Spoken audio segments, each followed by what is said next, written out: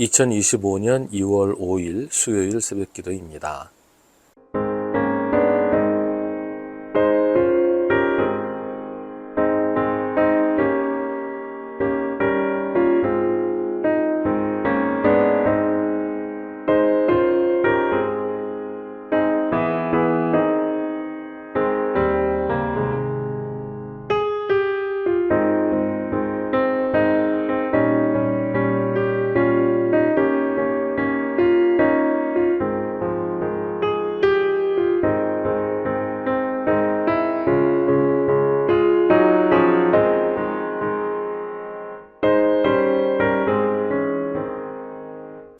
에스라 10장 1절부터 17절입니다.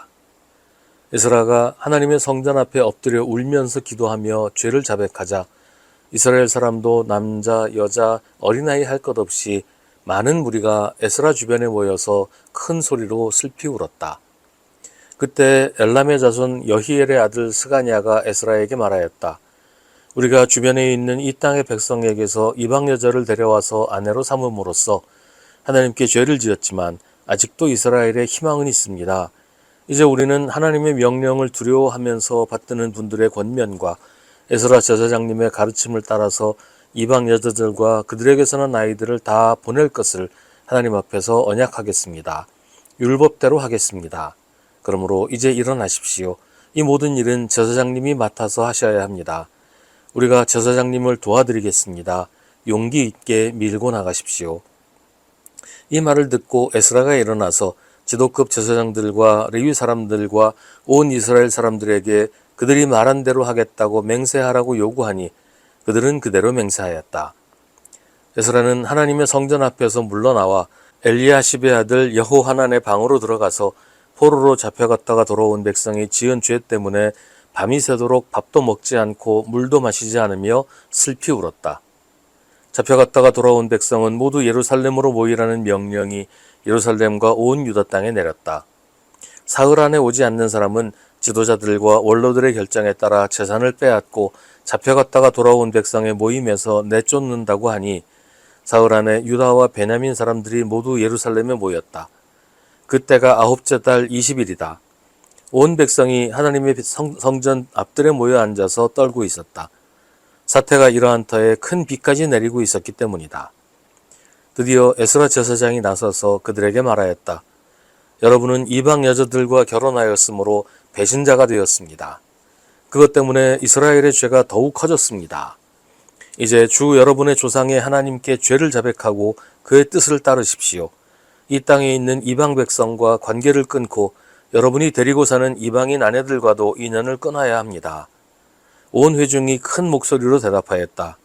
옳으신 말씀입니다. 우리는 반드시 말씀하신 대로 하겠습니다.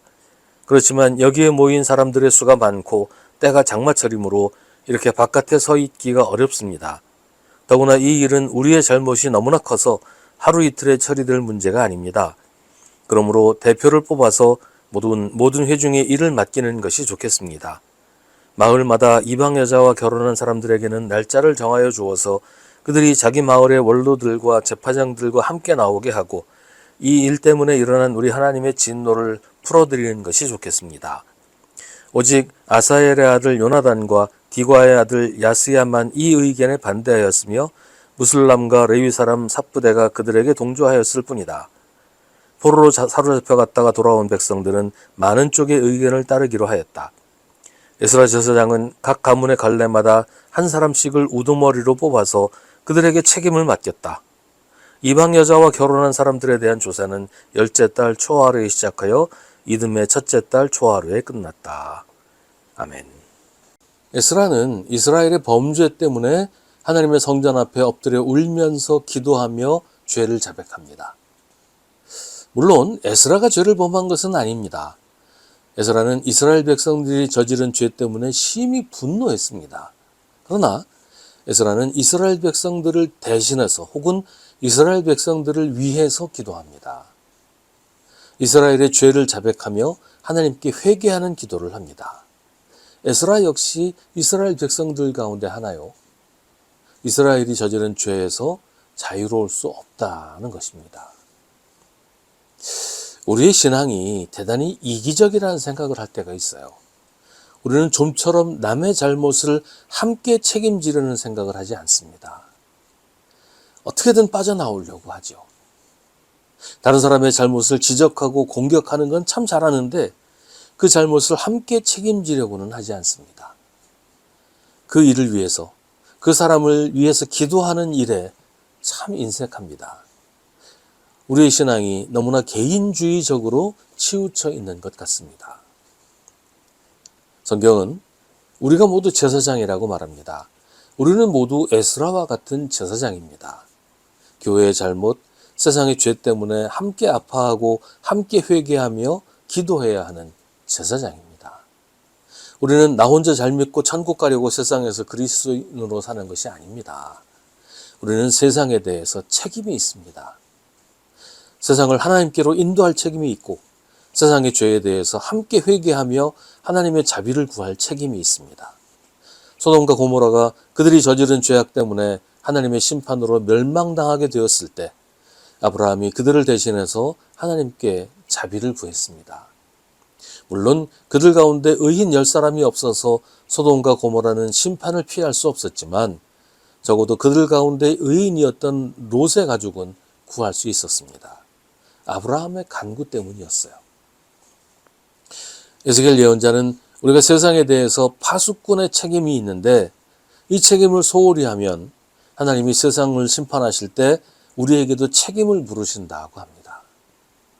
우리는 세상 밖에서 혼자 거룩하게 사는 신선이 아니라 악한 세상 한복판에서 세상과 함께 살아가는 제사장이기 때문입니다. 그렇게 에스라가 이스라엘을 위해서 기도할 때 에스라와 뜻을 함께하는 사람들이 모이기 시작합니다. 우리가 하나님의 뜻을 행할 때 우리는 결코 혼자가 아닙니다. 엘리야가 하나님을 섬기는 사람들은 다 죽고 혼자 남았다고 할 때 하나님은 아니라고 하십니다. 바알에게 무릎 꿇지 않은 하나님의 사람들이 7,000명이나 있다고 하십니다. 우리가 하나님의 말씀을 따르고 하나님의 일을 할 때 때로는 외롭기도 합니다. 아무도 나를 알아주지 않고 아무도 나의 편이 되어주지 않는 것처럼 느껴질 때도 있습니다. 하지만 그렇지 않다고 성경은 말합니다. 어느 시대나 하나님께 순종하는 사람들이 있고 우리를 위해 기도하는 사람들이 있습니다. 그리고 무엇보다 우리에게는 하나님이 계십니다. 언제나 하나님이 우리와 함께 계시고 우리를 보살피시고 지켜주십니다.